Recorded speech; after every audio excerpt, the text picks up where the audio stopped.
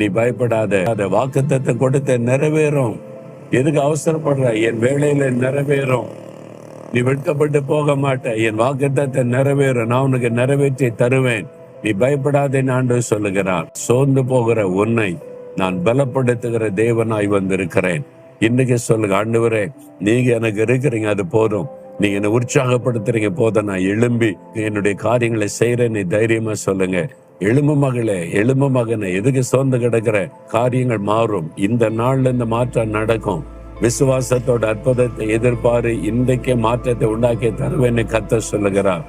ஆண்டவரே, சோர்வுகளை மாற்றுகிற தேவன், சோர்ந்து போறவர்களுக்கு பலன் கொடுக்கிற தேவன். இந்த மகன், இந்த மகளை பலப்படுத்துங்க, தைரியப்படுத்துங்க. சோர்பின் ஆவியோட உள்ளத்தை விட்டு விலகட்டும்.